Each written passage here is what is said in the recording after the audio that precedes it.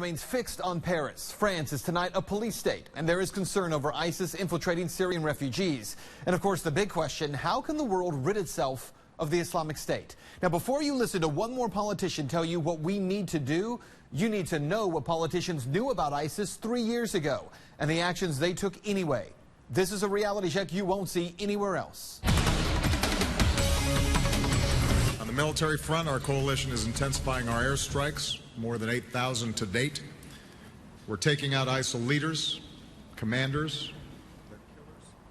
There is no doubt the U.S. and its allies must stop ISIS. After the Paris attacks that left 129 dead, more than 350 people injured, and an entire nation in lockdown, there is no doubt that ISIS has to be stopped. Now, shortly after the Paris attack, ISIS fighters recorded this new video claiming they will soon strike the United States, including Washington, D.C. But look, there's no question that ISIS is a serious threat to people everywhere, especially to people in Iraq and in Syria who have been decimated by that terror group. In Syria alone, 9 million people have been displaced or fled the country, which makes what I'm about to share with you so infuriating. Well, 7 pages of a secret Pentagon document were leaked earlier this year, put online by the organization Judicial Watch. The report is from 2012, and specifically, it explains the dangers of what the U.S. government is doing in Syria at the time. Remember, in 2012, ISIS, as we know them today, did not exist. Page 3 of those leaked pages state 3 facts about the situation in Syria. A, internally, events are taking a clear sectarian direction. B, the Salafists, the Muslim Brotherhood, and AQI, or Al-Qaeda in Iraq, are the major forces driving the insurgency in Syria.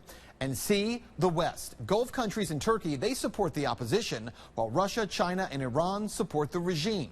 So to be clear, our Department of Defense in 2012 stated that the Russians, Chinese, and Iran were supporting the Assad regime and that the United States and Gulf partners like Qatar and Saudi Arabia were supporting the opposition to Bashar al-Assad.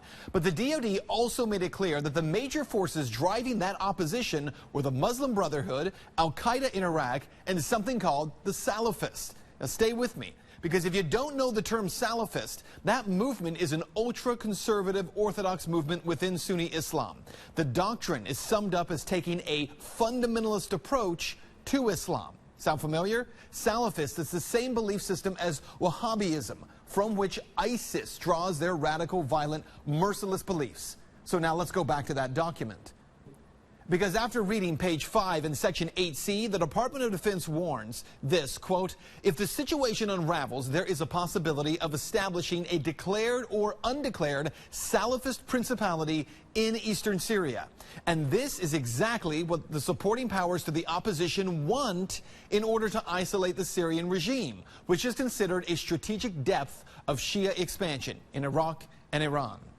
So what you need to know is that according to this leaked DoD report, opposition forces, the United States, the Saudis, Jordan, Qatar, and more, they wanted a Salafist or fundamental Islamic group to take over eastern Syria in order to isolate and overthrow the Syrian president Bashar al-Assad's regime. It was a plan to overthrow Assad, but 3 years later, Assad is still in power, and now the most violent, radical terror group in the modern world is entrenched in parts of Syria and Iraq, while exporting terror to Europe. So here's the real question.